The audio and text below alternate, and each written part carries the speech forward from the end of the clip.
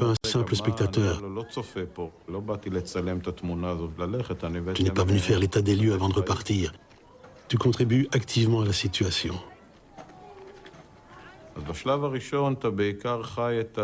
Au début, tu t'abrites derrière ton rôle dans la sécurité. C'est le côté le plus confortable. עוצר הוטל על אזור הקסבה בחברון, שם נרצח חייל של משמר הגבול הישראלי וחברו נפצע. השניים היו בסיור שגרתי ברחוב כשלפתע נשמעו יריות. אחד מאנשי המשמר נפצע והשני פתח ברדיפה אחרי היורים.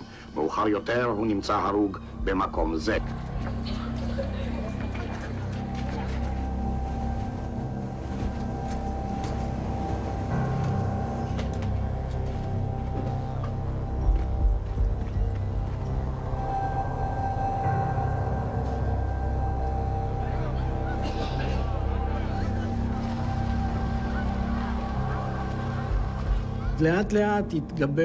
Petit à petit, et si j'étais cynique, je dirais heureusement pour nous, le terrorisme s'est intensifié. Pourquoi je dis ça? Parce que tout à coup, nous avons eu beaucoup à faire et nous avons cessé de penser à l'État palestinien. Vous comprenez ce que je veux dire? Bien sûr, je comprends.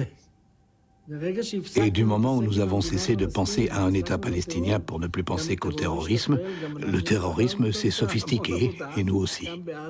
Il y a eu de plus en plus de choses à faire à Gaza et en Cisjordanie, et même à l'étranger.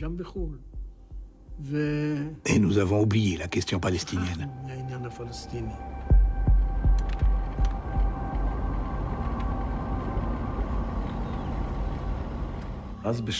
À Naplouse, à cette époque, là où tu jetais une pierre, il y avait soit un chat, soit un terroriste. Il y a des nuits où l'on arrêtait des centaines de personnes.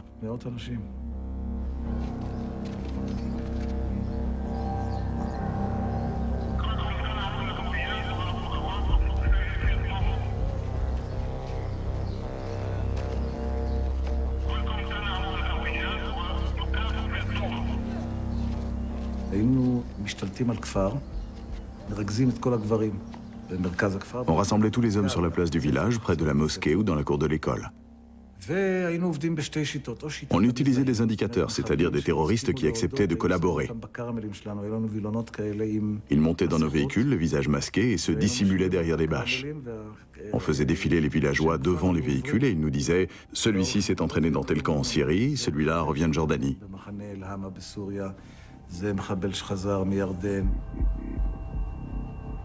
Ils ne collaboraient pas tous, mais en général, on obtenait un bon paquet d'informations.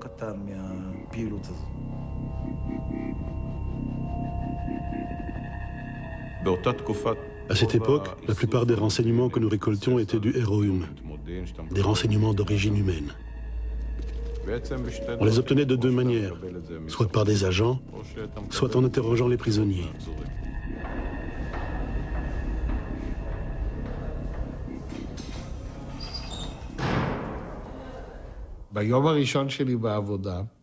Mon premier jour de travail, la personne que je devais remplacer, Irel, est venue me prendre chez moi et a décidé que le meilleur endroit pour dégrossir un type de la sécurité aussi candide que moi était de m'emmener au centre d'interrogatoire de Jérusalem.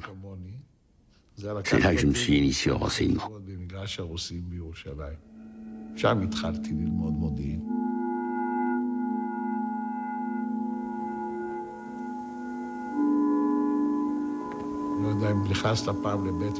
Je ne sais pas si vous êtes jamais entré dans une prison, mais la maison d'arrêt de Jérusalem est la pire que je connaisse. C'est un très vieux bâtiment qui date des Turcs. Un homme normalement constitué qui a franchi le seuil est bientôt prêt à avouer qu'il a tué Jésus.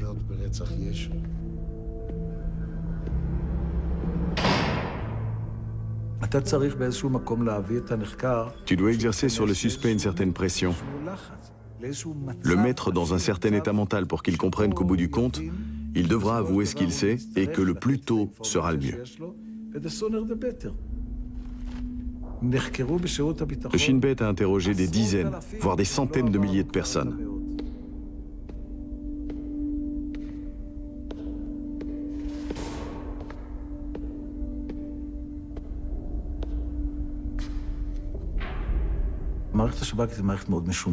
Le Shin Bet est une machine bien huilée, très organisée et très efficace. On travaille méthodiquement. D'abord, on t'attribue un certain territoire. Tu te mets à l'étudier village par village, route par route, soit en allant sur le terrain, soit en multipliant les entretiens avec les milliers de personnes qui se présentent au quartier général du gouvernement militaire.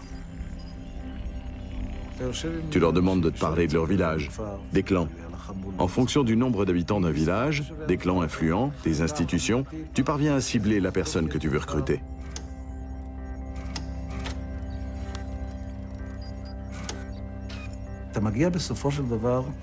Et au final, tu estimes que les relations d'un tel, ses facilités d'accès aux lieux que tu veux surveiller, font de lui l'agent dont tu as besoin.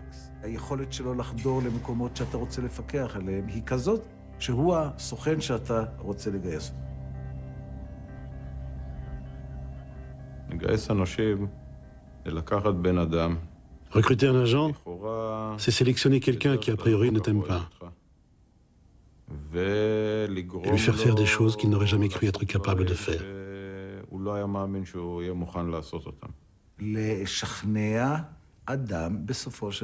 Convaincre quelqu'un de trahir son entourage, ses amis, parfois sa famille, ça ne va pas de soi.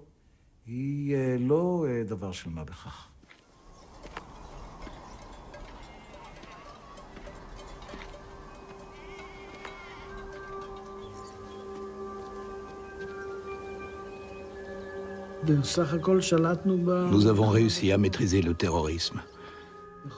Nous l'avons maintenu en veilleuse pour que l'État puisse faire ce qu'il voulait, et c'était important. Mais ça n'a pas résolu le problème de l'occupation. Ça n'a rien changé à ça. Ce qui a changé, c'est que de 20 attentats par semaine, on est passé à 20 par an.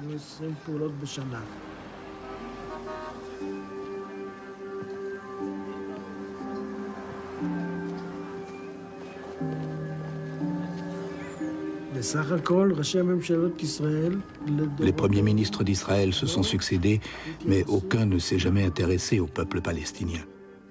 Ni à l'intérieur des frontières de 1967, ni à l'extérieur de ces frontières. Quelle différence entre Golda Meir et Begin? Aucune. Ni l'un ni l'autre n'avait de contact avec les Arabes. Elle a dit qu'elle était palestinienne. Begin n'a même pas dit ça parce qu'il ne s'y intéressait pas. Ça ne comptait pas pour lui. Avec Pérez, l'atmosphère a changé, mais il a fait la même chose que ses prédécesseurs.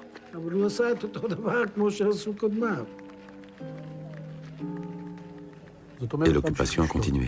Oui, Perry nous montrait ses graphiques. Combien de personnes arrêtées, combien d'informateurs actifs, combien d'attentats évités, combien d'attentats non évités. Et le tableau était chaque fois plus rose. Mais au fond, ça ne reflétait aucune stratégie. C'était purement tactique.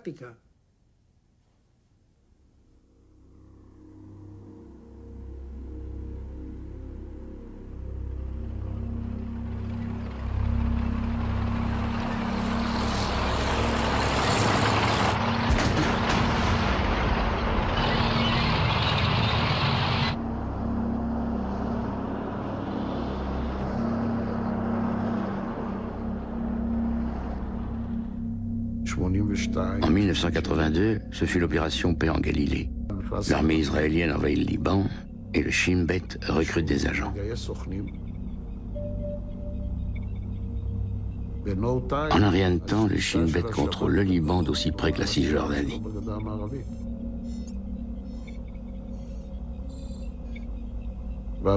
C'est Avraham qui est à la tête du Shin Bet. Et c'est à cette époque que le Mossad, qui avait été longtemps le champion du renseignement, est supplanté par le Shin Bet.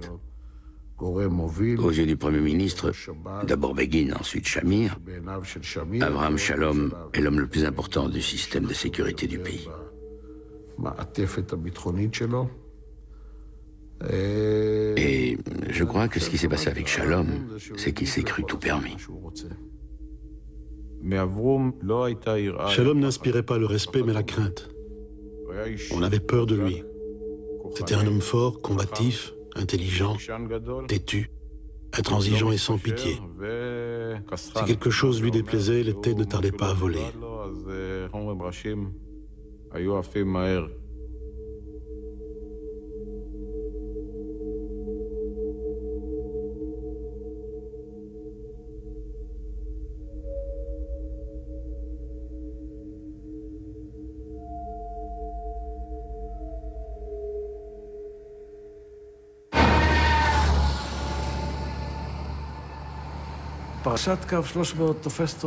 L'affaire du bus 300 me surprend à Jérusalem.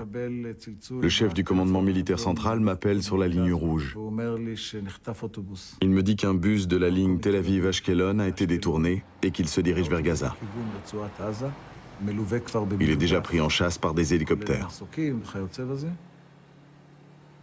Le bus est intercepté à Daïr el-Bala, dans le district que je contrôle. On m'appelle à l'eau pour m'informer de la situation. Le bus a été maîtrisé par l'armée et 2 terroristes ont été emmenés pour être interrogés. J'allume aussitôt la radio et j'apprends que tous les terroristes ont été tués. Je dis à ma femme, cette histoire sent mauvais. Pouvez-vous raconter ce qui s'est passé cette nuit-là? Vous recevez un coup de fil, on vous dit qu'un bus a été détourné. Je ne me rappelle plus. D'ailleurs, j'étais à Haïfa. Oui. On m'a dit, un bus a été détourné, venez. J'y suis allé.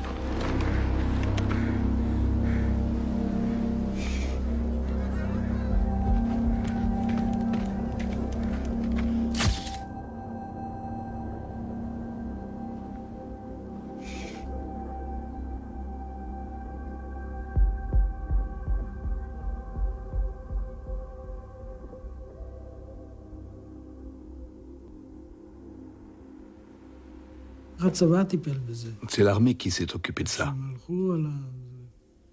Au cours de l'opération, 2 terroristes ont été tués et 2 sont sortis indemnes. Mais je ne le savais pas.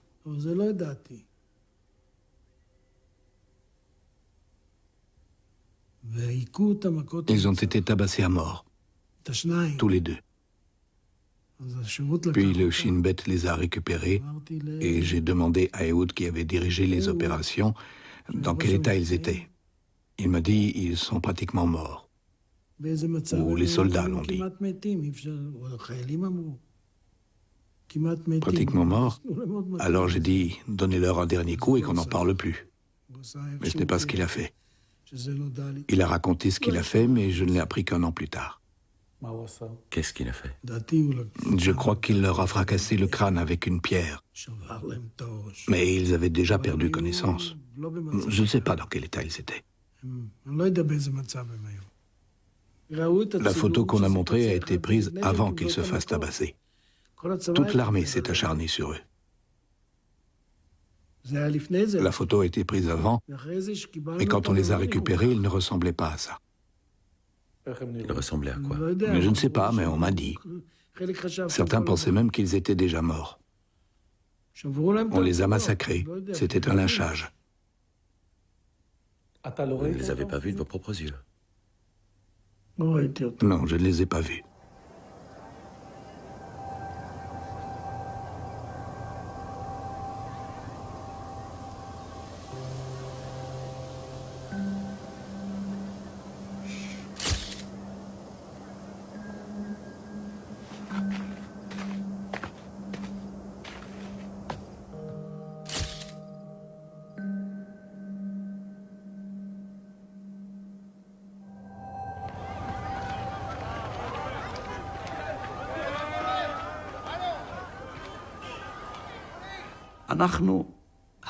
Nous avons tué un terroriste qui avait les mains liées.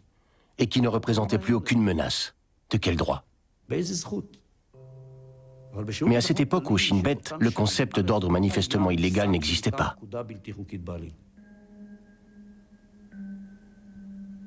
Le Shin Bet a commis une faute, mais il n'est pas le seul. Le cabinet et le Premier ministre ont commis une faute car ils sont responsables du Shin Bet.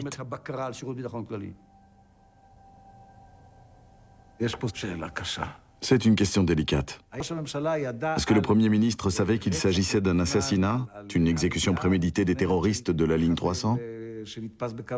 Ou bien cela relevait-il de la seule compétence du chef du Shin Bet de faire une telle chose ou de prendre une telle décision? Dans quel cas Shamir vous donnait-il la permission de tuer? Il y a eu un cas ou deux où je n'ai pas pu le joindre et où on a dû le faire. Faire quoi? S'occuper de terroristes qui s'apprêtaient à commettre un attentat ou autre chose, ou qui avaient commis un attentat. Il m'avait dit, si tu ne réussis pas à me joindre, décide seul. Quand avez-vous compris que vous deviez démissionner? J'ai tout de suite proposé ma démission à Shamir. Il m'a dit surtout pas. Il a eu peur que si je démissionnais, il devrait le faire aussi.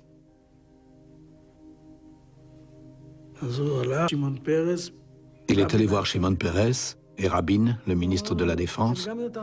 Il leur a dit, vous aussi, vous avez autorisé des choses de ce genre. Si vous nous laissez tomber, nous, le Likoud, nous vous ferons tomber avec nous. Ils n'ont pas cessé de me dire quoi faire, comment répondre. Je ne faisais rien sans concertation avec eux. Je n'imaginais pas qu'après un an de concertation, ils s'en laveraient les mains et diraient « nous ne savions rien ». Depuis, j'ai cessé de prendre les hommes politiques au sérieux. Pourquoi? Parce que j'ai vu que c'était des gens à qui on ne pouvait pas faire confiance. Ils abandonnent le blessé sur le champ de bataille. Et vous êtes le blessé? Pas seulement moi, tout le Shin Bet. Les agents du Shin Bet se sont dit, on nous appelle à toute heure du jour et de la nuit tout au long de notre vie pour des missions dont certaines sont en marge de la loi, certaines à la limite de la loi, et d'autres parfaitement légales, mais personne ne nous soutient. Quand certains médias se saisissent de l'une de nos opérations et que les instances gouvernementales ne nous soutiennent pas, nous nous sentons abandonnés.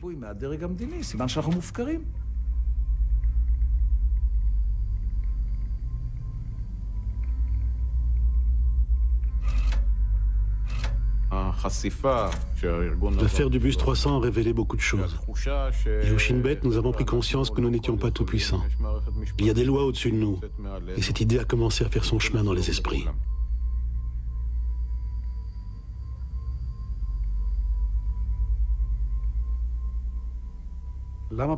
Pourquoi avez-vous donné l'ordre de les tuer? Je ne voulais plus que des terroristes arrivent devant les tribunaux. Ça ne faisait qu'encourager le terrorisme, qui augmentait déjà assez comme ça. C'était une bonne chose de tuer les terroristes de la ligne 300? D'après le résultat, non. Seulement d'après le résultat? Seulement d'après le résultat. S'il n'y avait pas eu de journalistes sur place, ça aurait été justifié? C'est une question ou une affirmation? Une question. S'ils n'avaient pas été là, personne n'en aurait rien su. Et l'aspect moral de cette affaire? Dans le terrorisme, il n'y a pas de morale. Allez d'abord chercher la morale chez les terroristes. S'il met les mains en l'air et se rend? Ce n'est pas une question de morale. Alors qu'est-ce que c'est? C'est une question tactique, pas une stratégie.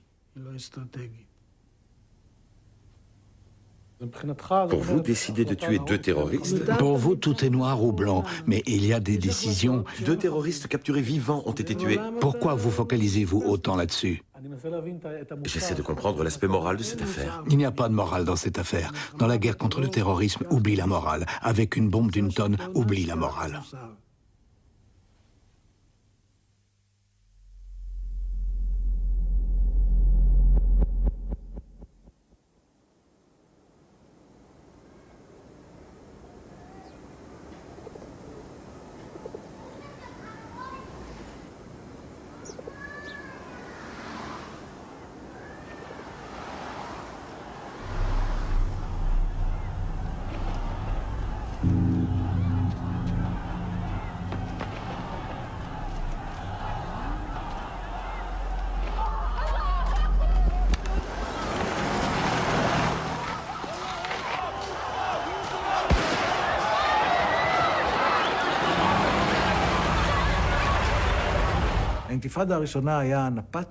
La première intifada a été le détonateur qui a fait exploser ce bureau avec toutes les charges d'explosifs, car c'était un mouvement spontané. Un peuple s'est soulevé et a voulu faire la révolution et nous mettre dehors.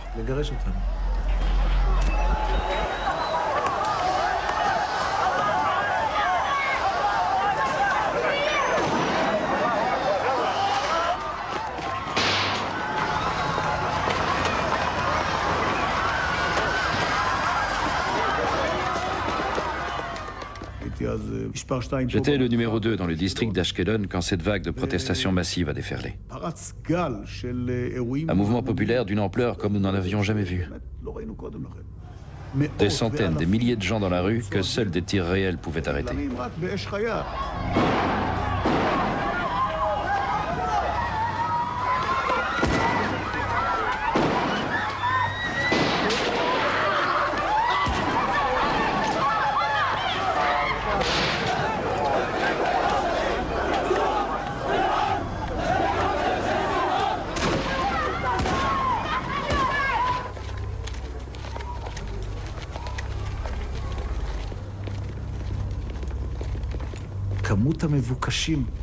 La liste des gens recherchés par le Shin Bet était sans doute à l'époque la plus longue de l'histoire des services secrets dans le monde. Ils se comptaient par centaines et par milliers dans toutes les zones, dans tous les districts.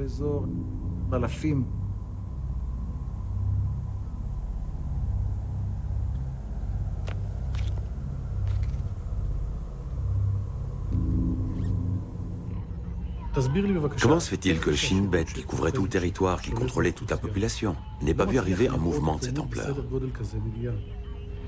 Quel service de renseignement dans le monde a prévu la chute du mur de Berlin? Dire aujourd'hui, ou à l'époque, que le Shin Bet aurait dû prévoir ça, formellement, théoriquement, pourquoi pas? C'est vrai? C'est ce qu'on attendait de lui. C'est pour ça que tu organises des réseaux, que tu alimentes d'énormes banques de données.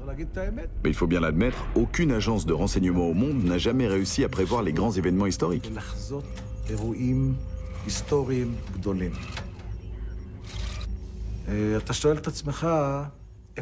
Tu te dis, où me suis-je trompé?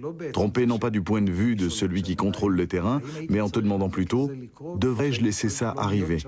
N'aurais-je pas dû partir avant qu'ils me disent « dehors » ? Mais ce sont des questions plus philosophiques que pratiques. Ce sont les plus intéressantes. Oui, mais la plupart du temps, tu ne peux pas leur donner de réponse définitive. Je n'ai pas besoin de réponse définitive. Je sais qu'il y a eu de nombreuses occasions depuis 1967. C'est facile à dire maintenant, mais c'est déjà ce que je pensais plus ou moins à l'époque, où nous aurions dû conclure un accord et nous retirer.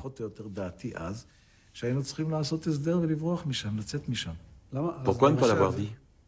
Nous avons tous nos opinions, mais le chef du Shin Bet n'est pas mandaté pour aller dire au Premier ministre s'il faut discuter ou non avec les Palestiniens. Ça dépend aussi beaucoup des gens qui sont aux commandes. Yitzhak Shamir, jusqu'à la fin de son mandat, n'a jamais cru un instant qu'un accord avec les Arabes était possible. Yitzhak Rabin, lui, le croyait vraiment.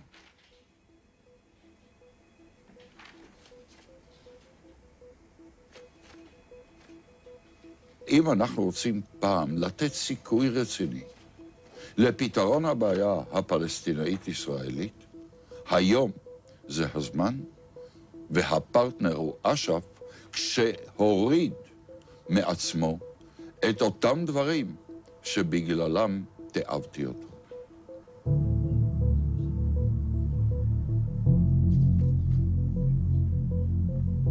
The signing of the Oslo Accords between Israel and the Palestinians marked the first time that the PLO officially announced that it had abandoned terror and violence and recognized Israel's right to exist in peace and security. In return, Israel committed itself to withdrawing its forces from Gaza and the Jericho region and to transferring all civilian authority in the West Bank and Gaza to the Palestinian administration.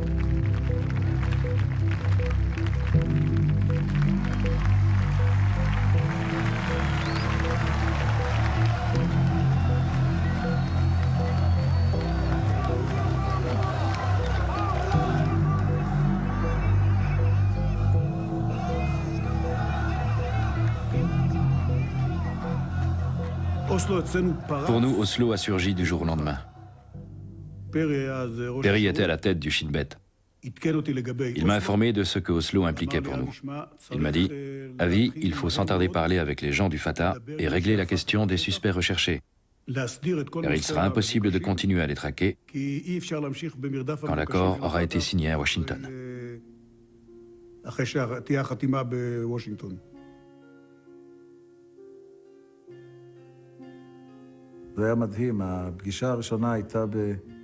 C'était extraordinaire. La première rencontre a eu lieu à Genève. Jibril Rajoub était là, dans le hall. Et moi, pas moi personnellement, mais le Shin Bet l'avait fait emprisonner quand il avait 16 ans. Il avait passé 18 ou 20 ans en prison. Finalement, tu rencontres des êtres humains dont le désir de paix, la volonté de vivre en paix, la volonté de trouver un accord ne sont pas moins forts que le tien. J'ai eu du mal avec ça. J'avais l'impression de faire quelque chose de... C'était impossible. Voilà des gens que j'avais traqués jusqu'à maintenant. Comment aurais-je pu m'asseoir avec eux? C'étaient des terroristes, des meurtriers, ils avaient tué des gens. Comment pouvais-je m'asseoir avec eux? D'ailleurs, pour eux aussi, j'étais un terroriste. C'est son point de vue, le point de vue du Palestinien. Il te regarde en disant « Toi aussi, tu es un terroriste ». Tu te dis « Comment ça? Qu'est-ce qu'il veut dire ?» Puis tu comprends que le terroriste des uns est le résistant des autres.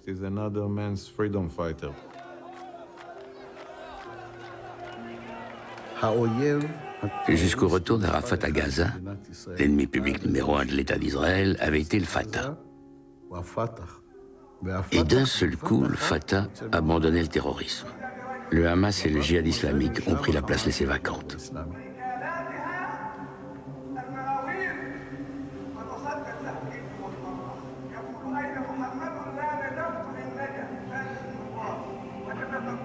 Nous nous demandions sans cesse comment les Palestiniens allaient se comporter, à quel point ils s'engageraient dans la lutte contre le terrorisme, dans les régions dont ils étaient désormais responsables. Une autre question se posait, comment prévenir le terrorisme alors que nous n'étions plus sur le terrain?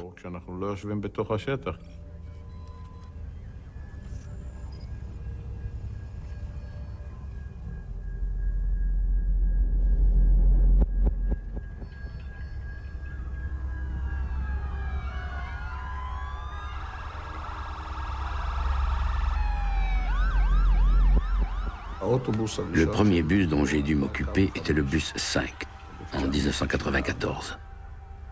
C'était le premier attentat suicide commis à Tel Aviv. Je ne l'oublierai jamais.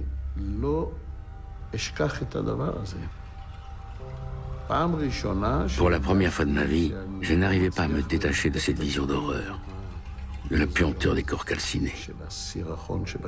Je ne l'oublierai jamais. Après, ça m'est passé. J'ai vu beaucoup d'autres autobus et ça m'est passé.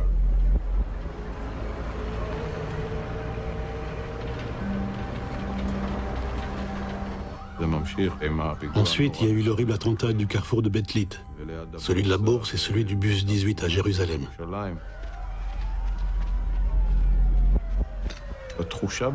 Chaque fois qu'il y a un attentat qu'au Shin Bet nous n'avons pas su prévenir, nous éprouvons un profond sentiment d'échec et de frustration, d'autant plus fort que l'attentat était plus meurtrier. Pourquoi n'avons-nous pas réussi à empêcher ça?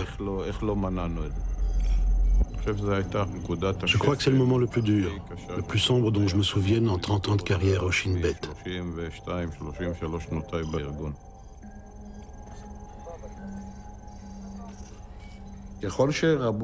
Avec l'augmentation du nombre des attentats suicides et l'implication croissante du Hamas, le besoin de recourir à des moyens de pression physique modérés s'est davantage fait sentir. Interroger des membres du Hamas ou du djihad islamique est beaucoup plus difficile.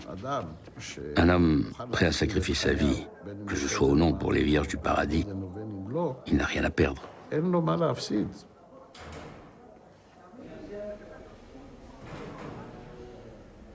Les choses se compliquent quand on a affaire à ce qu'on appelle une bombe à retardement. Une bombe à retardement, c'est le cas où vous détenez des renseignements sur un attentat qui risque d'avoir lieu, un attentat suicide ou autre. Enfin, en tout cas, des gens risquent d'être tués, et que la seule façon de les confirmer est de savoir où, quand et comment, et de soutirer ces informations à la personne que vous interrogez.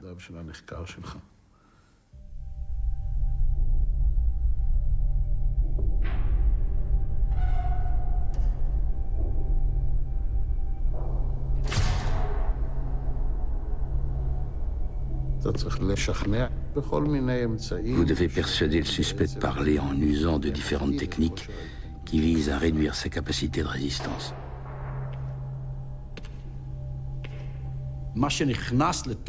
Dans l'éventail des pressions physiques, il y avait la privation de sommeil, l'obligation de rester assis, menotté dans une position douloureuse, humiliante ou épuisante.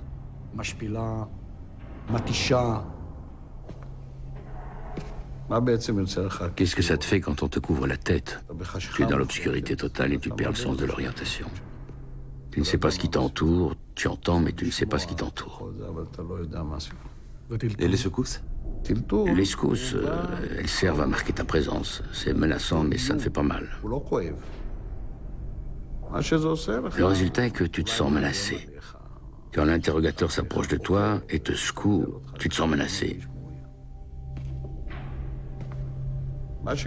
Ce qui s'est passé, c'est qu'un dénommé Arizad, un membre du Hamas qui était de petite taille, a été secoué. Il a eu le syndrome du bébé secoué. Son cerveau a heurté son crâne et il en est mort.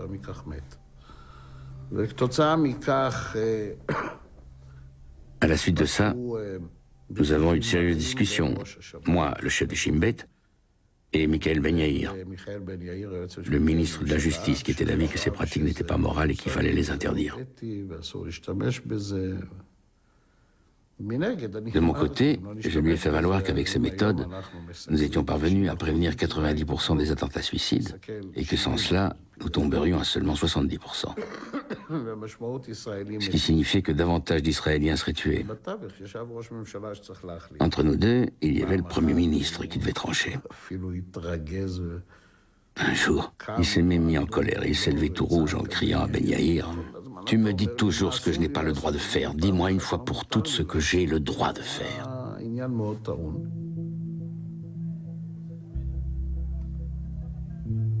Rabin était un homme rompu aux questions de sécurité. On n'avait pas besoin de lui expliquer. Quand on lui disait « nous n'avons pas les moyens d'assurer la sécurité », il comprenait parfaitement.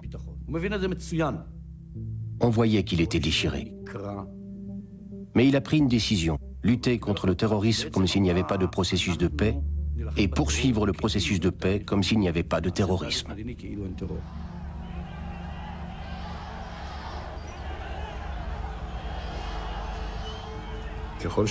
Alors que les attentats se multiplient, la droite, et pas seulement l'extrême droite, descend dans la rue pour protester contre les accords d'Oslo.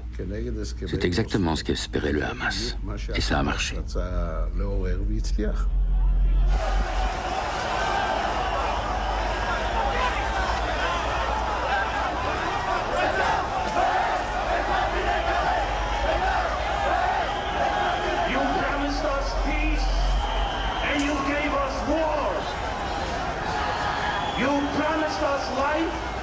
And you gave us death.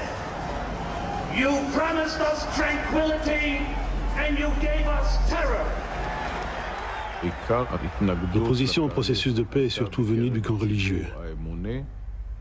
Les gens qui sont derrière ça se sont fixés un objectif. Leur cible, c'était le Premier ministre, Yitzhak Rabin. C'est lui qui était visé.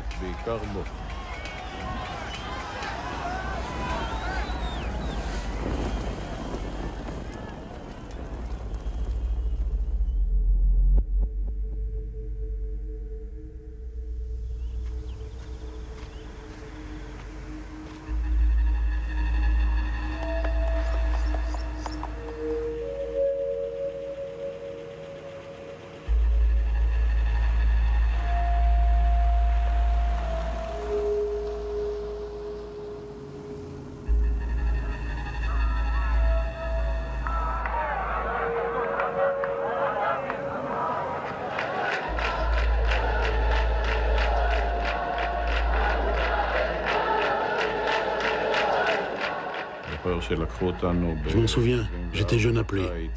C'était l'été 1974. On nous a envoyés en Samarie pour arrêter les premiers colons qui voulaient s'installer à Sébastia. On se tenait la main pour former un front de soldats. On a pris pas mal de coups de la part des colons en furie qui voulaient s'installer là-bas. Ça ne m'avait pas plu du tout. Les colonies illégales se sont implantées en dépit des décisions ou contre les décisions gouvernementales, mais il n'y a pas un seul gouvernement qui ne les ait pas acceptées ou au moins tolérées.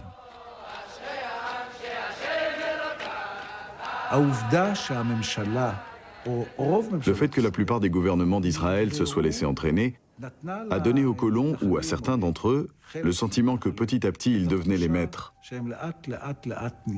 et qu'ils pouvaient agir à leur guise puisque le gouvernement fermait les yeux. Et ce qui valait pour les colonies illégales pouvait s'étendre à des activités illégales.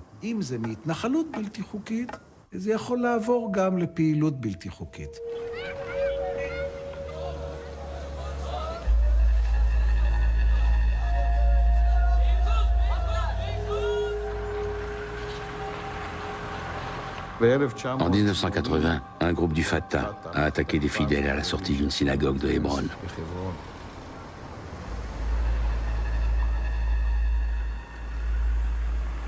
Trente jours plus tard, il y a eu des représailles contre des maires palestiniens, Bassam Shakar à Naplouse et Karim Alaf à Ramallah.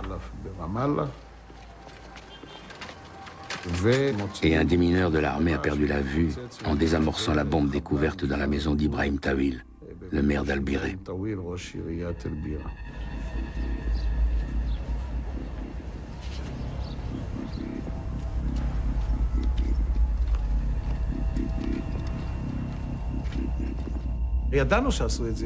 Nous savions que les auteurs étaient des juifs. Même si l'hypothèse avait été évoquée, nous ne pensions pas que ça venait d'une faction rivale. Tu vérifies ce que tu as sur les juifs et tu constates que tu n'as aucune piste. Tu te rends compte que tu as un problème, qu'il y a une faille dans le système de renseignement.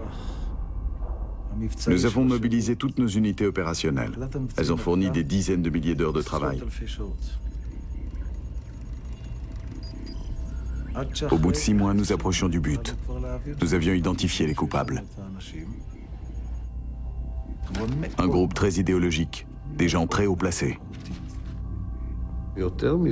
Certains sont même des dirigeants, les dirigeants de leur communauté. À ce titre, ils ont leurs entrées chez le Premier ministre. On les voit au Parlement, dans les ministères. Les ministres sont leurs amis. Ils font partie de l'establishment, des personnalités respectables de l'État d'Israël. La seule façon de coincer cette bande était de les prendre sur le fait.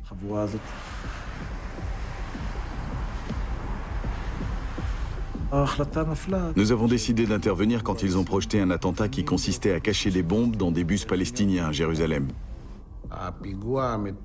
L'attentat contre les bus était un projet dément. Leur but était de tuer 250 Arabes d'un coup. Nous les avons suivis toute la nuit. Je dirigeais l'opération à Jérusalem. Encore une nuit que je n'oublierai jamais. Nous les avons arrêtés à 4h30 du matin, au moment où ils plaçaient les bombes dans les bus. Nous sommes sortis de nos voitures et nous leur avons dit « Suivez-nous et si vous ne voulez pas qu'il arrive quelque chose aux démineurs de la police de Jérusalem, désamorcez les bombes. »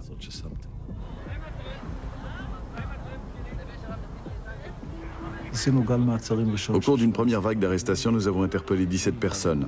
En poursuivant nos investigations, nous avons découvert que depuis 1978 ou 1979, ils préparaient un attentat au mont du Temple. Ils voulaient faire sauter le dôme du rocher.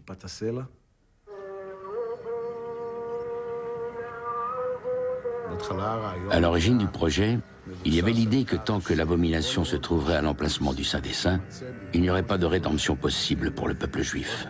Il fallait donc détruire le dôme. Ils ont confectionné des bombes avec un explosif très sensible, le Semtex, d'après les plans de Menachem Livni, qui était un véritable génie de l'explosif.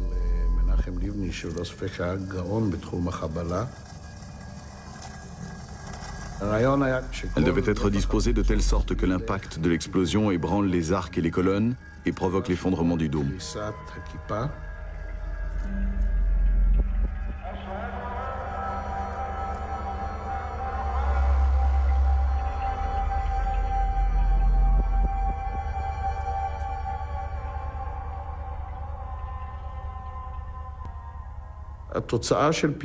La destruction du dôme aurait eu pour conséquence, et ce serait toujours le cas aujourd'hui, une guerre totale de tous les pays musulmans.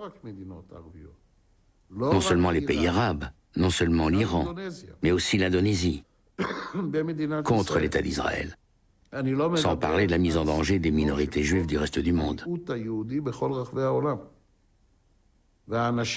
Et ces gens décident de faire ça, convaincus par la croyance mystique de livrer la bataille de Gog et Magog, qui doit précéder la venue du Messie et la restauration du royaume d'Israël.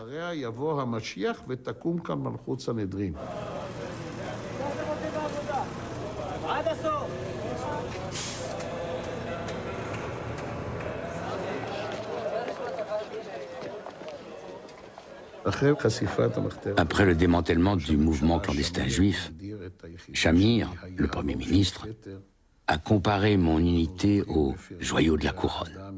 Nous avons reçu des félicitations et des éloges de partout. Puis les groupes de pression ont commencé leur travail. Les coupables ont été jugés et 3 d'entre eux condamnés à la perpétuité. Mais ils sont tous très vite sortis de prison et sont rentrés chez eux comme s'il ne s'était rien passé. Ils ont occupé les postes qu'ils avaient auparavant et même pour certains des postes plus élevés. השאלה העיקרית מבחינתי, מה יהיה פסק הדין של ההיסטוריה של דברי ימי ישראל. מבחינה זו אין לי ספק שמבנה כיפת הסלע בסופו של דבר לא יישאר על הר הבית, אלא הר הבית יחזור לריבונותנו שלנו. כמו גם שאין לי ספק שאותם מרצחים שהיה לי חלק בקיצוץ רגליהם היו ראויים לדינם.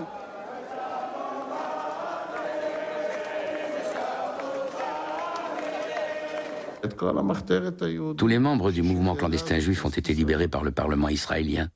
Le décret de grâce du mouvement clandestin juif a été signé par Yitzhak Shamir, le premier ministre du gouvernement d'Israël. Il ne s'agissait pas de quelques membres de l'opposition. Au début, c'était « Oh là là, ils ont enfreint la loi, ils ont assassiné des gens, ils voulaient mettre le pays à feu et à sang. » Puis c'est devenu « Nous sommes de la même chair et du même sang. » Et qui a été délégitimé? Le Shin Bet.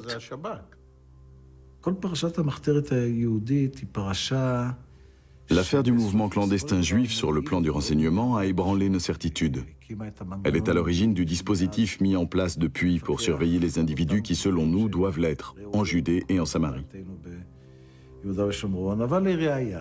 Il n'en reste pas moins vrai que tu as beau surveiller, courir, travailler, surgit un jour un Yigal Amir qui n'a jamais figuré sur aucune liste de personnes fichées par le Shin Bet, et un beau jour, il tire sur le Premier ministre.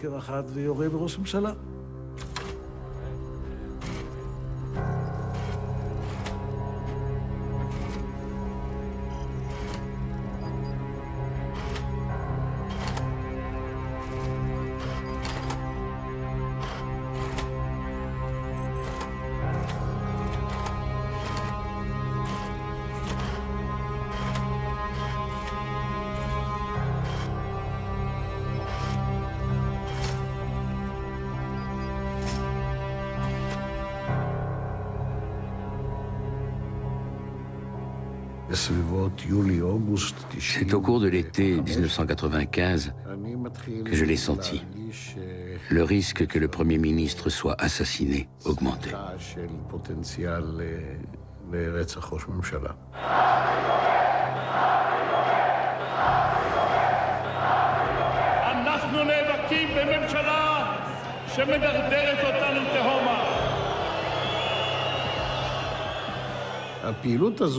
L'activisme de la droite israélienne n'était pas un secret.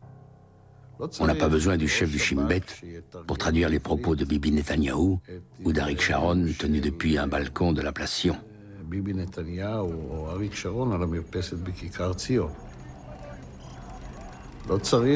On n'a pas besoin du chef du Shin Bet pour expliquer à la population et au Premier ministre la signification d'un cercueil dans une parodie d'enterrement à Ra'anana.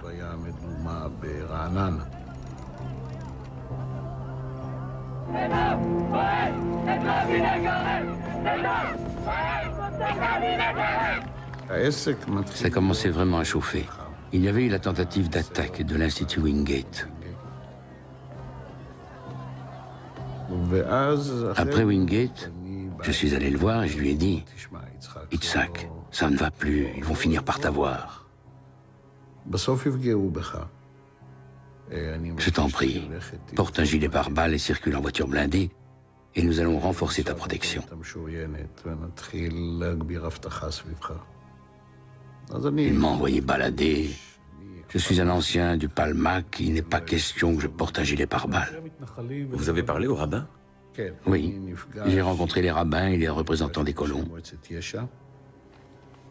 Nous avons parlé de l'incitation à la violence et à la rébellion.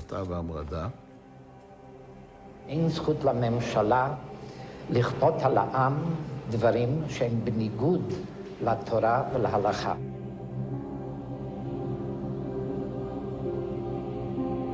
אתם כאן, בהתייצבותכם בעצרת הזאת, מוכיחים שהעם באמת רוצה בשלום ומתנגד לאלימות.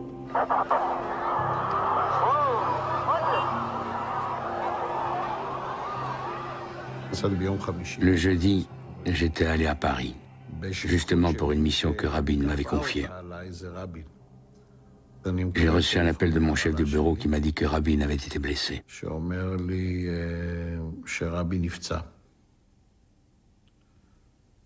J'étais en état de choc, mais il y avait beaucoup de monde et je devais me tenir. C'est seulement au retour, dans l'avion qui me ramenait à Tel Aviv, assis dans l'obscurité, que j'ai ressenti dans mon cœur ce que mon esprit savait déjà.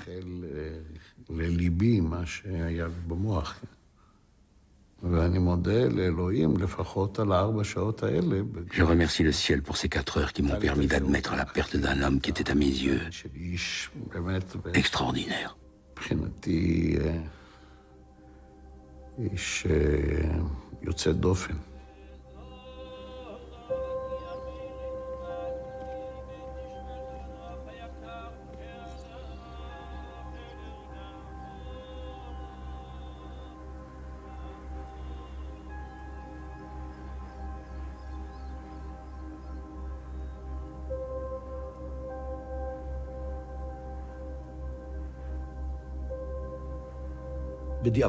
Je peux dire aujourd'hui que ça a changé ma vision des choses. Tout à coup, j'ai découvert une autre société israélienne. Je n'avais pas conscience de la profondeur de la fracture, de la haine, de l'abîme qu'il y avait entre nous, entre les différentes façons de concevoir l'avenir. Qu'avons-nous en commun qui rend notre existence ici possible? Que sommes-nous venus faire ici? Qui voulons-nous être en vivant ici? או מה באנו לעשות, מה באנו להיות פה בכלל במקום הזה. Tout ce qui jusque-là allait de soi s'est effondré. והכל קרס. רצח רבין קטע את התקווה. L'assassinat de Rabin a tué l'espoir. Il a montré clairement qu'un misérable petit assassin avec un revolver de rien du tout pouvait anéantir tous nos espoirs, briser le processus de paix et changer le cours des choses.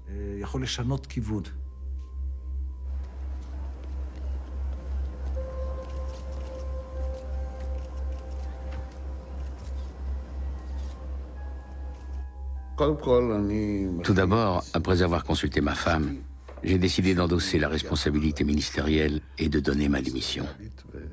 Je l'ai fait dès la publication du rapport. Qu'est-ce qu'elle a dit? Elle a surtout essayé de me maintenir en vie. Ça a été une période très dure. Yigal Amir a réussi. Il a changé le cours de l'histoire. Il a changé le cours de l'histoire. Il a réussi. Et comment? Jusqu'à aujourd'hui. Jusqu'à aujourd'hui. Et même plus, les choses ne font qu'empirer. Je pense que nous verrons un autre assassinat politique quand il sera question de se retirer de Judée et de Samarie. Ça viendra de tous les bords, mais surtout des rabbins. Ces rabbins n'ont aucune raison de revenir sur leur position. Pour les rabbins extrémistes, le Shin Bet a montré ce qu'il valait.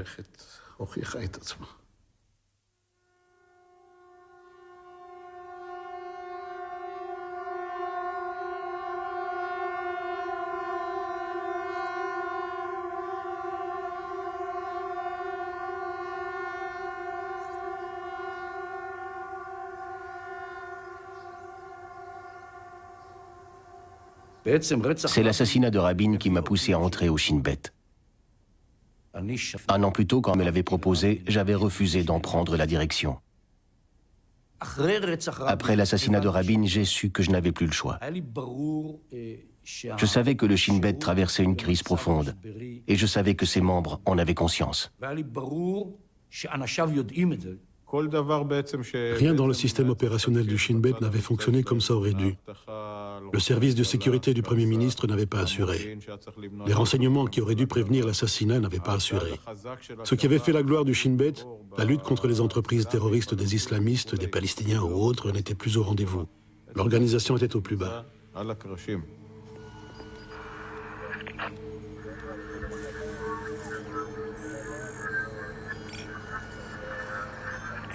Nous avons pris conscience de nos lacunes et compris que beaucoup de choses devaient être développées. Nous avons également compris que jusqu'à maintenant, c'était les muscles qui avaient pris le pas sur le cerveau et non l'inverse.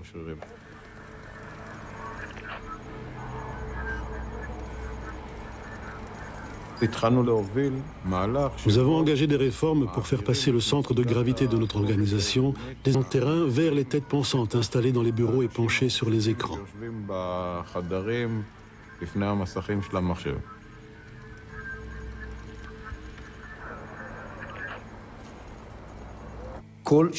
Chaque année, nous avons évité davantage d'attentats. Chaque année, nous avons augmenté la sécurité. Comment? En partie grâce à tout ce que nous avons fait au sein du Shin Bet. Mais en vérité, l'avancée la plus significative a été notre coopération avec les Palestiniens. Tous les mois, je rencontrais Djibril Rajoub, Mohamed Dalan, Amin Al-Hindi, tous les responsables de la sécurité pour coordonner nos activités de renseignement. Ils me disaient toujours: nous ne sommes pas vos agents. Nous n'arrêtons pas des membres du Hamas pour vous. Nous le faisons uniquement parce que notre peuple croit qu'au bout du compte, viendra le jour où nous aurons notre propre État aux côtés d'Israël. Si nous cessons d'y croire, ne comptez plus sur nous.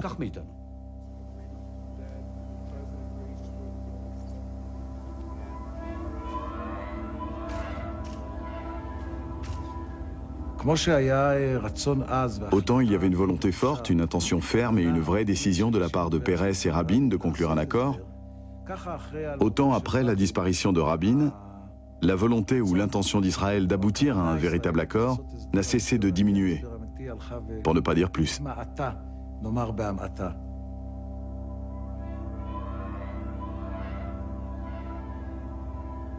Plus personne n'était de bonne foi, ni du côté palestinien, ni du côté israélien.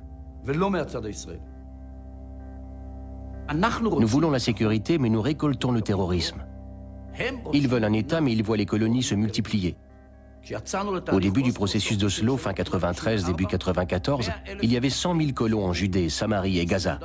Et je n'inclus pas les quartiers de Jérusalem. 6 ou 7 ans plus tard, l'été 2000, quand le processus s'interrompt, ils sont plus de 220 000.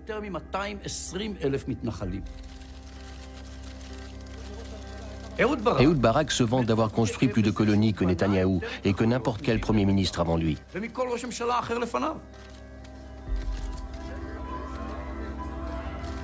C'est pourquoi la question n'est pas de savoir s'il y a un partenaire. Arafat n'a pas de partenaire et Barak non plus. La question est de savoir s'ils font quoi que ce soit pour qu'il y en ait un.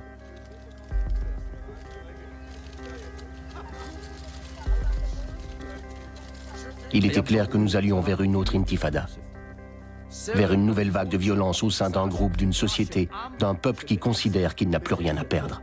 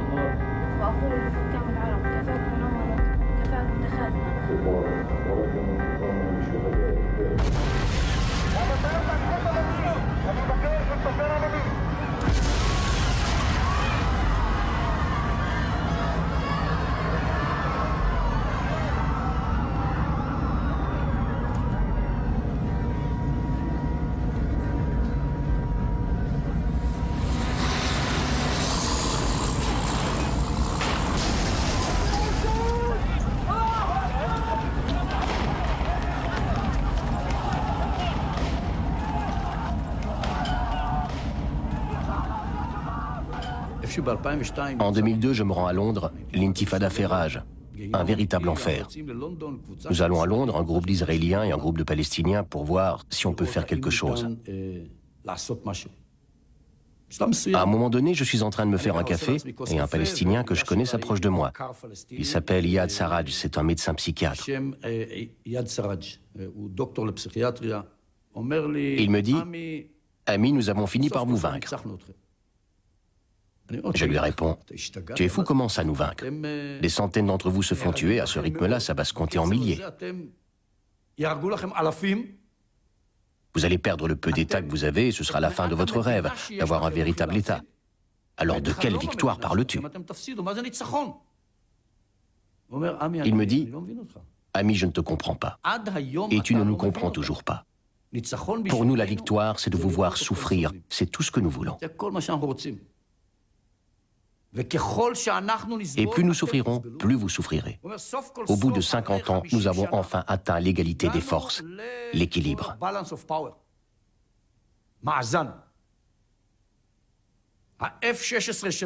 Vos F-16 contre nos commandos suicides. Cette phrase de Iyad Sarraj a été pour moi comme une révélation. J'ai compris tout à coup le phénomène des commandos suicides. J'ai interprété nos réactions de manière différente. Combien d'opérations avons-nous menées parce que nous avions mal? Parce que quand on fait sauter nos bus, ça fait vraiment mal et nous voulons nous venger. Combien de fois l'avons-nous fait?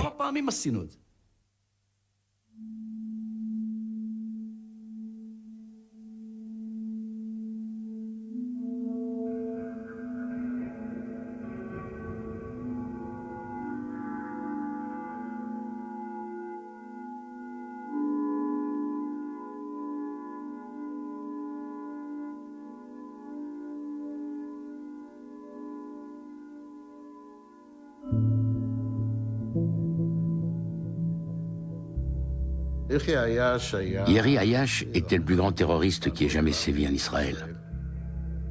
C'était aussi un membre important du Hamas. Il était ingénieur. Il savait fabriquer des bombes à partir d'explosifs improvisés, comme des ceintures d'explosifs pour faire sauter des bus.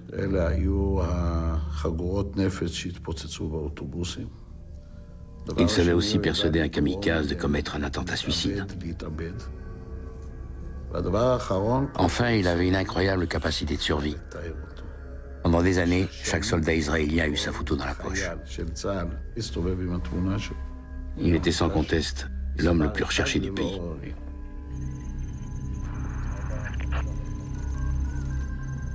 Yeria Ayash avait quitté la Samarie pour Gaza. Ça nous a pris un peu de temps pour le localiser avec précision. On a commencé à le surveiller pour connaître son entourage, ses points de chute.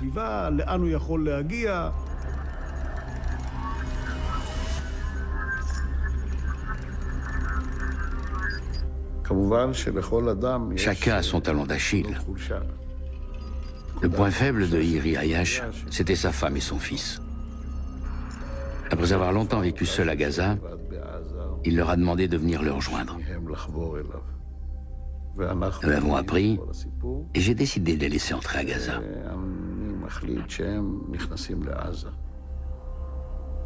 Je me suis dit qu'une fois qu'il sera à Gaza, Ayash voudrait les voir.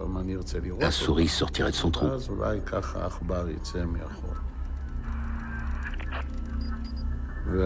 Puis nous avons su que son père lui manquait beaucoup. Comment avez-vous su qu'il voulait parler à son père? En écoutant. Une source humaine? Les rumeurs arrivent jusqu'à nous. Il n'utilisait jamais de téléphone portable. D'autres appelaient pour lui. Après des semaines, il s'est laissé convaincre de parler quelques minutes à son père.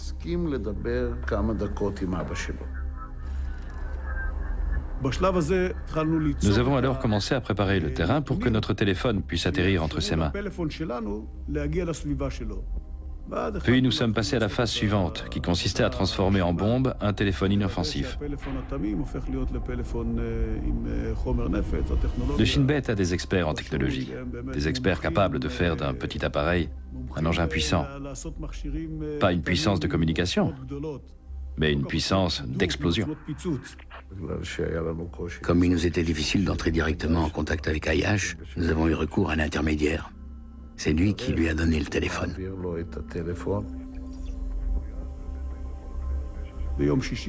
C'est vendredi, toutes les conditions sont réunies, nous déclenchons l'explosion du téléphone. Et ça ne marche pas. On a passé 8 mois à mettre ça au point et tout s'écroule sous nos yeux. Tout est prêt, on appuie enfin sur le bouton pour que le café coule et ça ne coule pas. Rien ne sort. Quelques jours plus tard, le portable est de retour à sa place habituelle. Nous constatons que personne ne soupçonne rien, que tout continue comme d'habitude. Toute l'équipe se remet au travail. Un vendredi matin, Iri Ayash reçoit un appel de son père. L'opérateur identifie la voix de Ayash et nous prévient. Quelqu'un appuie sur le bouton. Le téléphone explose. Iri Ayash le tenait contre l'oreille. Il est tué sur le coup. Personne d'autre n'est atteint et les gens qui étaient au rez-de-chaussée n'ont même pas entendu l'explosion. L'opération avait été menée en coopération avec l'armée de l'air. C'était du beau travail, très propre, élégant. J'aime ce genre d'opération. C'est beau, c'est propre.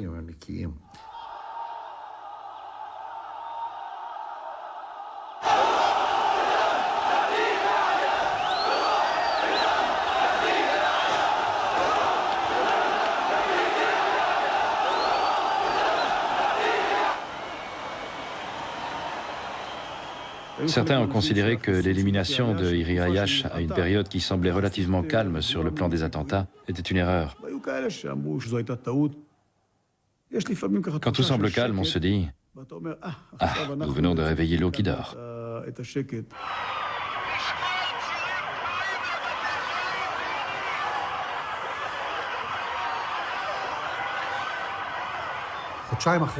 Deux mois plus tard, tout le pays explosait. Oui. Et vous ne faites pas le lien? Si, nous savons avec certitude qu'après l'élimination de Ayash, un groupe a quitté Gaza clandestinement. Hassan Salama et ses amis sont allés à Hébron pour organiser les attentats de Judée et de Samarie. Bien sûr, je vois le rapport. Mais encore une fois, on fait le calcul suivant. Si nous procédons à des éliminations ciblées, ils commettent des attentats. Mais si nous avions renoncé aux éliminations, vous croyez qu'ils auraient arrêté les attentats? Ça ne marche pas dans les deux sens.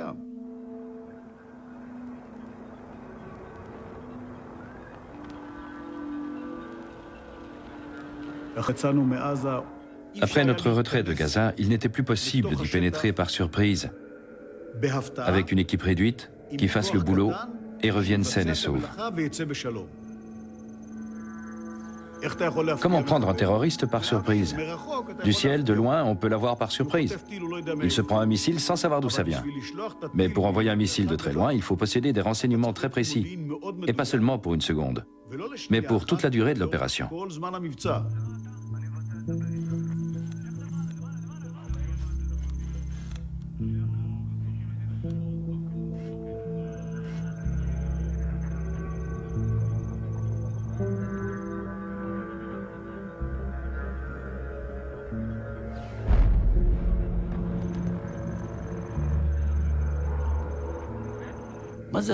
Qu'est-ce qu'une élimination ciblée?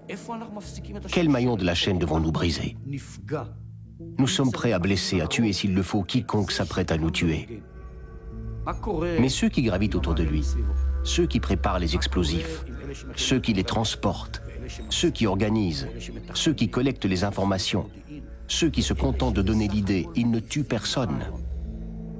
Ils prêchent une idéologie qui à terme engendre la guerre sainte et cause la mort d'Israéliens.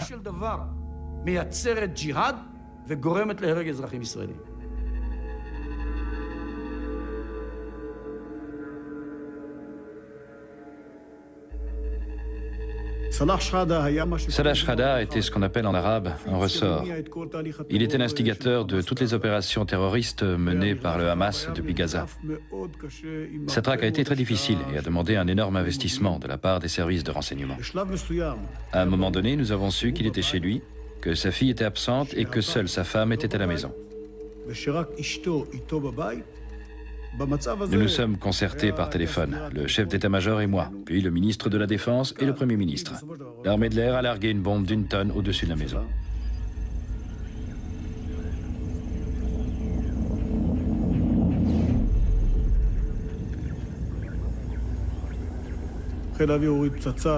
Mais malheureusement, à cause de renseignements pas assez précis, des innocents furent blessés ou tués, entre 9 et 14 victimes. On n'a jamais su exactement.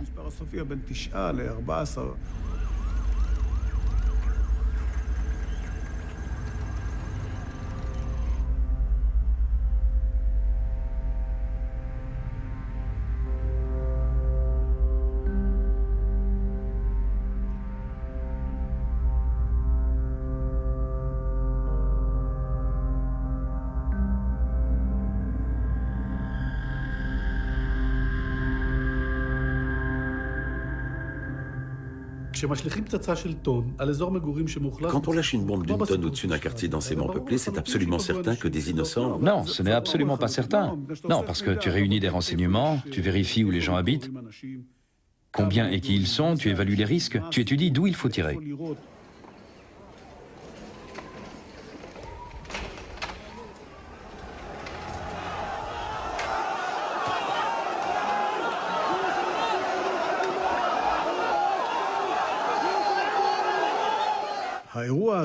Cet événement, à cause de ses conséquences en termes de dommages collatéraux, nous a valu des critiques. Comment peut-on lâcher une bombe sur une habitation au cœur de Gaza? Quelqu'un m'a posé la question aux États-Unis. Je lui ai répondu, nous connaissons vos méthodes en Afghanistan. Vous avez bombardé une noce, il y a eu 70 morts et on n'a jamais su si la personne visée avait été tuée ou non. Overkill. Tuer plus que nécessaire. C'est une ânerie en termes de sécurité.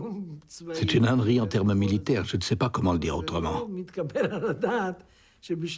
Il est inconcevable que pour liquider l'homme le plus recherché de Gaza, on doive lâcher une bombe d'1 tonne sur une maison entourée de bâtiments où vivent des familles avec des enfants. Ça ne peut pas être moral. Militairement parlant, c'est inefficace. Mais ce n'est sûrement pas humain. Est-ce juste? Non plus. Il y a un concept appelé la banalité du mal. Quand tu commences à faire ça en masse, quand 200 ou 300 personnes ont trouvé la mort à cause de ce qu'on appelle élimination ciblée, ce procédé se transforme en travail à la chaîne et tu te demandes de moins en moins où tu vas t'arrêter.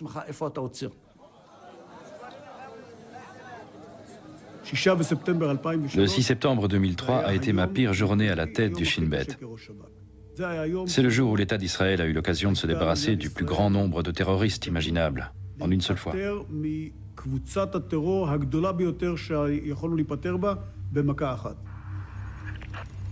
Nous avions des renseignements très sûrs et très précis sur une réunion de tous les dirigeants du Hamas.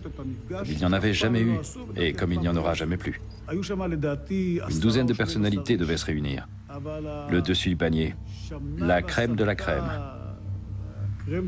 Ou si tu préfères, la merde de la merde. Ils étaient tous là.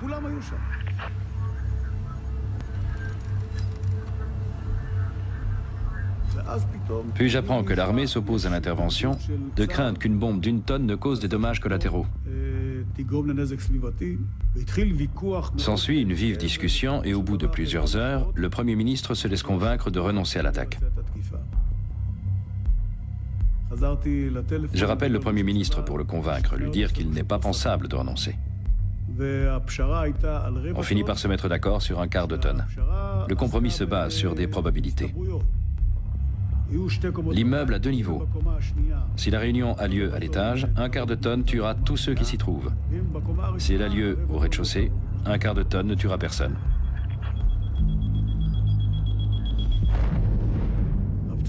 La bombe a été lâchée.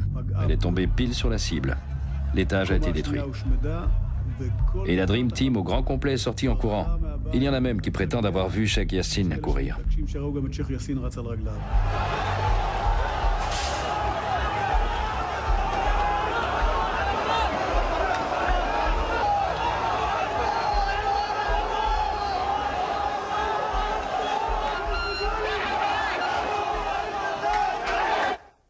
Voilà le cas par excellence où tu comprends non pas que tu as raté ton coup, mais que tu as pris la mauvaise décision.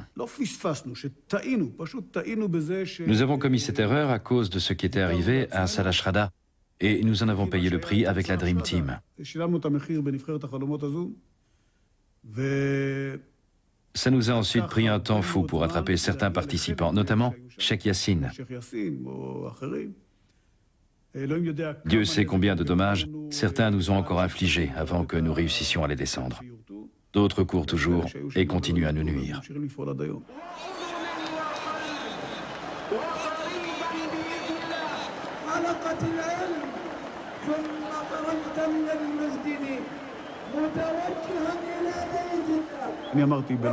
Je dis souvent que le terrorisme est un tonneau qui a un fond et qu'on peut l'atteindre. Tu n'as pas besoin de tuer les terroristes jusqu'au dernier. Il te suffit d'atteindre une masse critique pour dissuader les autres.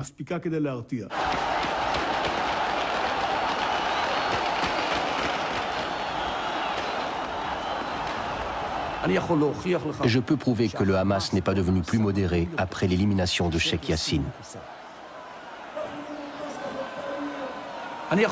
Je peux prouver que lorsque nous avons tué Abbas Moussaoui et que Nasrallah l'a remplacé, la sécurité ne s'est pas vraiment améliorée en Israël. Lorsque nous nous occupons non pas de celui qui s'apprête à nous tuer, mais de celui qui prêche le djihad, non seulement nous nous engageons dans une voie interdite par le droit international, nous bafouons la justice la plus élémentaire, nous mettons de côté toute considération morale, mais, et là, je parle en tant que chef du Shin Bet, c'est inefficace.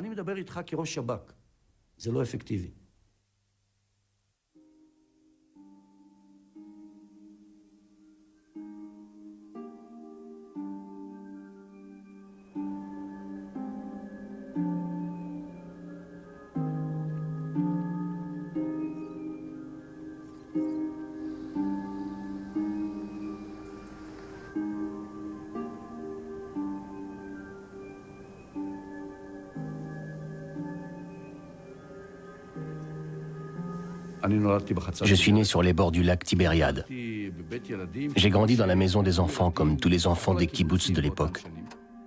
J'ai eu une enfance magnifique.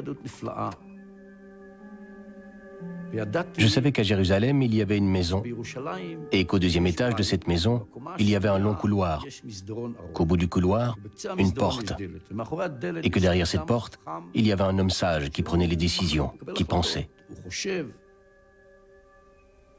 Mes parents l'appelaient le vieux. Des années plus tard, après la guerre de Yom Kippour, je suis allé à Jérusalem. Je suis entré dans la maison. Je suis monté au deuxième étage, mais j'ai vu qu'au fond du couloir, il n'y avait pas de porte. Et que derrière cette porte absente, il n'y avait personne qui pensait pour moi.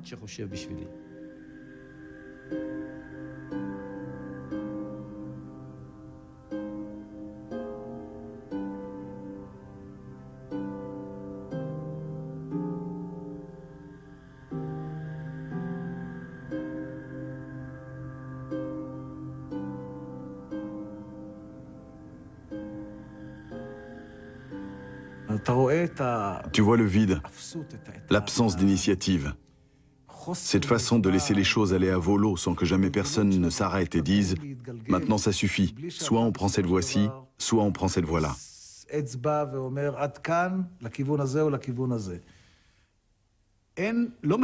ne fait pas la paix avec des méthodes militaires. La paix se construit sur la confiance. Quelles que soient les initiatives militaires qui ont pu précéder, la paix doit reposer sur des relations de confiance. Moi qui connais bien les Palestiniens, je pense que ça ne devrait pas être si difficile d'instaurer avec eux une véritable relation de confiance. Israël ne peut pas s'offrir le luxe de ne pas parler avec ses ennemis. Tant que ce sont eux qui ne veulent pas nous parler, nous n'avons pas le choix. Et quand c'est nous qui ne voulons pas leur parler, nous commettons une erreur. Vous êtes pour parler avec tous les interlocuteurs possibles? Oui, tous. Même s'ils sont insolents, je suis prêt à continuer. Il n'y a pas d'alternative. À quoi? À se parler. Même avec le Hamas, le djihad? Avec tout le monde. J'ai dit avec tout le monde, alors ça inclut Ahmadinejad, n'importe qui. Je suis toujours pour. C'est une déformation professionnelle d'agent du renseignement de parler avec tout le monde. Ça clarifie les choses. Je vois que tu ne manges pas de verre pilé, il voit que je ne bois pas de pétrole. C'est comme ça. Je voudrais vous lire un texte de Yeshaya Leibovitch, un opposant farouche à l'occupation, écrit en 1968, un an après la guerre des 6 jours. Un pays qui administre une population hostile d'1 million d'étrangers deviendra nécessairement un État Shin Bet, avec toutes les conséquences que cela implique en termes d'éducation, de liberté de parole et de pensée, et de démocratie. La corruption inhérente à tout régime colonial contaminera l'État d'Israël. Le pouvoir devra réprimer la révolte arabe d'un côté et s'attacher les services de traîtres ou de collaborateurs arabes de l'autre. Que pensez-vous de cette déclaration prophétique au regard de la situation actuelle en Israël? Je suis d'accord avec chaque mot. Pouvez-vous développer? Je ne crois pas que ce soit nécessaire. Chaque mot qu'il a écrit est gravé dans le marbre. Vous pensez que c'est une description exacte de la société israélienne? C'est une description exacte de la réalité telle qu'elle a pris forme depuis 1968 jusqu'à nos jours. Je n'irai peut-être pas jusqu'à parler d'un État Shin Bet, mais il ne fait aucun doute que la situation dans laquelle nous nous trouvons aujourd'hui vis-à-vis des Palestiniens ressemble beaucoup à celle que Yeshaya Leibovitch décrit.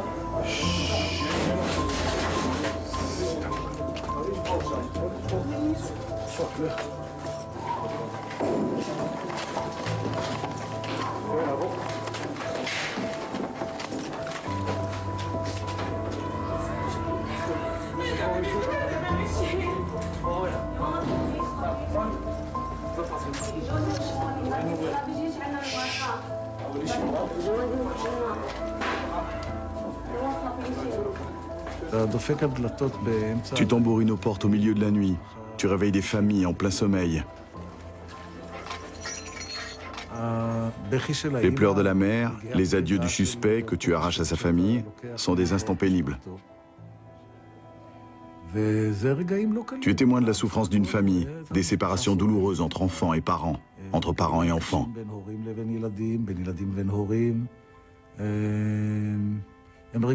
Ce sont des moments qui restent profondément gravés en toi.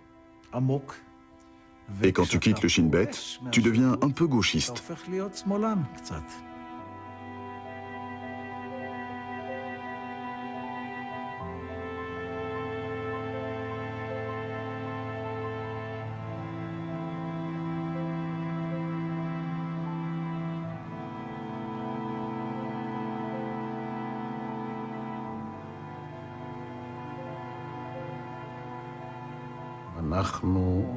Nous rendons la vie de millions de gens insupportable.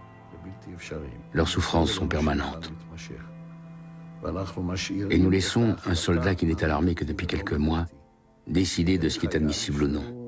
Dans le meilleur des cas, il a passé son bac l'année précédente. Il est là, devant un père avec un bébé dans les bras, et il doit décider s'il le fouille ou non, s'il le laisse passer ou non. Ça me rend malade. Le futur est sombre. Noir est l'avenir. Le service militaire façonne la mentalité de toute la population. L'immense majorité de nos jeunes gens est incorporée dans l'armée. Ce qu'ils voient là-bas, c'est tout et son contraire. D'un côté, une armée qui se veut populaire, comme l'étaient les unités du Nahal. Et de l'autre, une armée d'occupation cruelle, semblable à l'armée allemande pendant la Seconde Guerre mondiale. Semblable, pas identique. Et je ne parle pas de son comportement avec les Juifs, qui était tout à fait hors norme, avec ses spécificités. Je parle de sa façon de traiter les Polonais, les Belges, les Hollandais, les Tchèques. C'est un trait extrêmement négatif que nous avons acquis là. Nous sommes... J'ai peur de prononcer ces mots, alors je ne vais pas les dire. Nous sommes devenus cruels envers nous-mêmes, mais surtout envers la population que nous contrôlons sous prétexte de lutter contre le terrorisme. Clausewitz était un homme intelligent, bien qu'il ne fût pas juif, à moins que nous n'ayons pas encore découvert ses origines juives. Il a dit il y a presque 200 ans quelque chose que je déforme sûrement, le traduisant. Mais dans les grandes lignes, c'est la victoire et la capacité de créer une réalité politique meilleure. C'est ça, la victoire. La victoire n'implique pas nécessairement de conquérir Gaza ou Ramallah, ou Naplouse ou Hébron. Je crois que mon fils, qui a servi 3 ans chez les parachutistes, a participé au moins 2 ou 3 fois à la prise de Naplouse. Ça nous a apporté la victoire? Je ne crois pas. La question est-ce que ça nous a rapprochés d'une situation politique meilleure?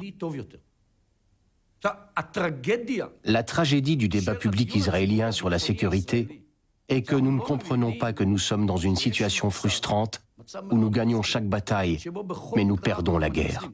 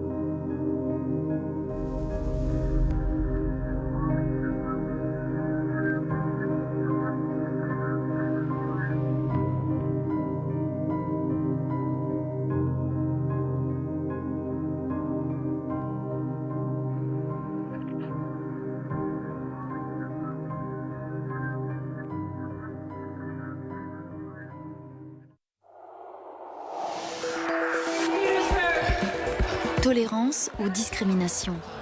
Comment l'homosexualité est-elle considérée aujourd'hui en Europe? Europe Enquête dans un instant.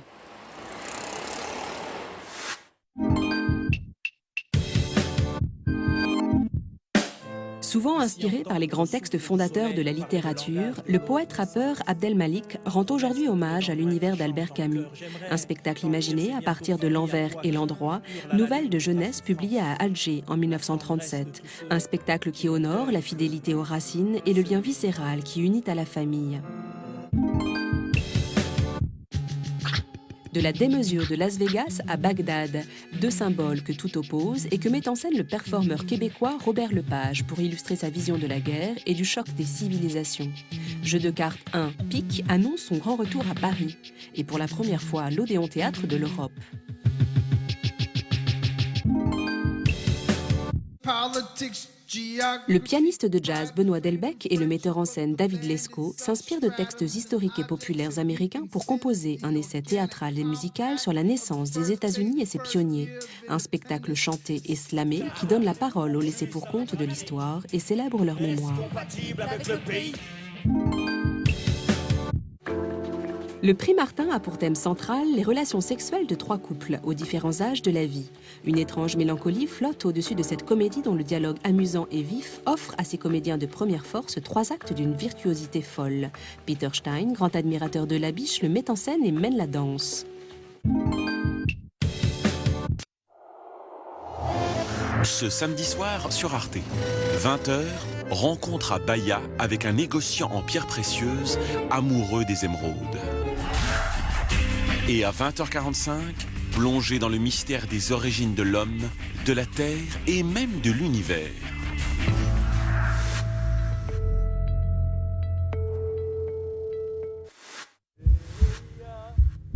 Kodo.